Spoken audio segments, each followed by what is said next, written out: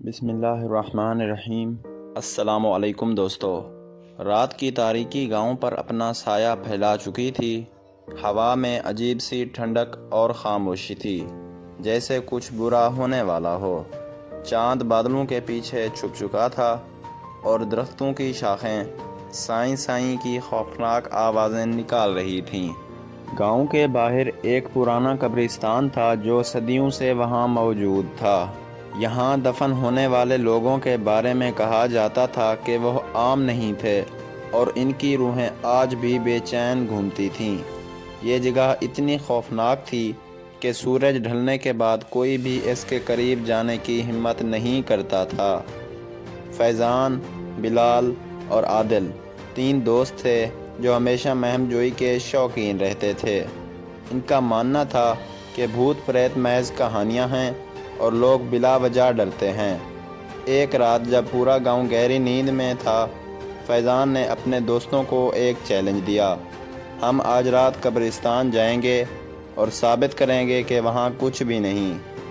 بلال اور عادل پہلے تو ڈرے مگر پھر ہنستے ہوئے رضامند ہو گئے۔ ان کا منصوبہ تھا کہ وہ قبرستان میں جا کر کچھ قبروں پر اپنے نام لکھیں گے تاکہ سب کو پتہ چلے کہ وہ کسی سے نہیں ڈرتے۔ آدھی رات کے وقت وہ تینوں قبرستان کی طرف روانہ ہوئے۔ راستے میں ہر طرف سناٹا تھا اور ان کے قدموں کی آہٹ زمین پر گونج رہی تھی۔ جیسے ہی وہ قبرستان کے قریب پہنچے، ٹھنڈی ہوا کا ایک جھونکا آیا اور دروازے کے قریب لگا پرانا بوسیدہ بورڈ ہلنے لگا۔ اس پر لکھا تھا: یہاں مردہ سکون سے سوتے ہیں، انہیں جگانے کی کوشش مت کرو۔ لیکن تینوں نے اس پر کوئی دھیان نہ دیا اور اندر داخل ہو گئے۔ قبروں کے درمیان ایک پراسرار خاموشی تھی۔ بوسیدہ کتبے، زمین پر گری ہوئی ہڈیاں اور آدھی ٹوٹی ہوئی قبریں خوفناک منظر پیش کر رہی تھیں۔ اچانک ایک عجیب سی سرگوشی سنائی دی، جیسے کوئی ان کے پیچھے کھڑا ہو اور آہستہ آہستہ سانس لے رہا ہو۔ وہ گھبرا کر پیچھے مڑے مگر وہاں کچھ بھی نہیں تھا۔ فیضان ہنسا: تم لوگ بلا وجہ ڈر رہے ہو، دیکھو یہاں کچھ بھی نہیں۔ اس نے ایک قبر کے اوپر بیٹھ کر زور سے کہا لگایا اور پھر اپنی جیب سے چاقو نکال کر قبر کے کتبے پر اپنا نام کا پہلا حرف کھودنے لگا۔ جیسے ہی چاقو پتھر پر لگا، قبرستان میں ایک بھیانک چیخ گونجی۔ ایسا لگا جیسے زمین کے نیچے دفن کوئی چیز جاگ گئی ہو۔ اچانک تمام قبروں میں ہلچل مچ گئی، جیسے کوئی اندر سے باہر آنے کی کوشش کر رہا ہو۔ بلال کی ٹارچ ایک دم بند ہو گئی اور ہر طرف گہرا اندھیرا چھا گیا۔ کسی نے فیضان کے کندھے پر ہاتھ رکھا۔ وہ تیزی سے پیچھے مڑا مگر وہاں کوئی نظر نہیں آیا۔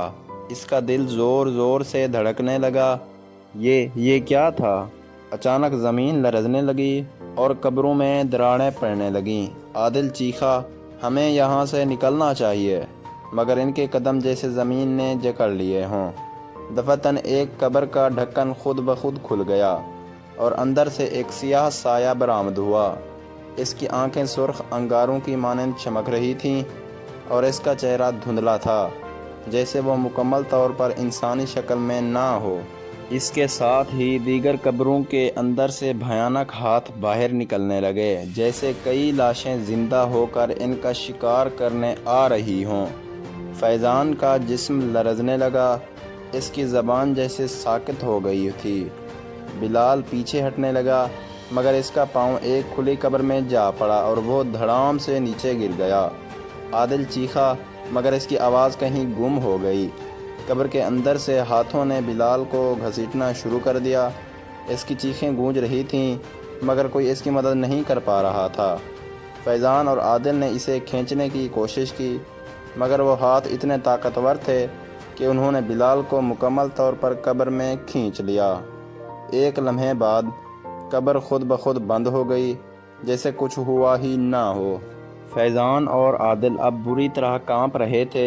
وہ پوری طاقت سے بھاگنے لگے مگر قبرستان کا دروازہ خود بخود بند ہو چکا تھا۔ اچانک ایک بھیانک قہقہا گونجا اور وہی سیاہ سایہ ہوا میں بلند ہونے لگا۔ اس کی آواز گونجی: تم نے مردوں کی نیند خراب کی ہے۔ اب تم بھی ہمیشہ کے لیے یہیں رہو گے۔ اگلی صبح جب گاؤں کے لوگ قبرستان پہنچے تو دروازہ کھلا ہوا تھا، مگر فیضان، بلال اور عادل کا کوئی نام و نشان نہیں تھا۔ صرف 3 تازہ قبریں وہاں موجود تھیں جن پر نئے کتبے لگے تھے۔ ان پر 3 نام درج تھے: فیضان، بلال، عادل۔ تب سے جو بھی رات کے وقت اس قبرستان کے قریب سے گزرتا وہ قبروں سے آنے والی مدھم سرگوشیاں اور چیخیں ضرور سنتا، اور اگر کوئی ہمت کر کے اندر جانے کی کوشش کرتا تو وہ کبھی واپس نہ آتا۔ مزید ایسی کہانیوں کے لیے میرے چینل کو لازمی لائک اور سبسکرائب کریں، اور ساتھ میں دیے گئے گھنٹی کے نشان کو دبانا نہ بھولیں۔ شکریہ دوستو۔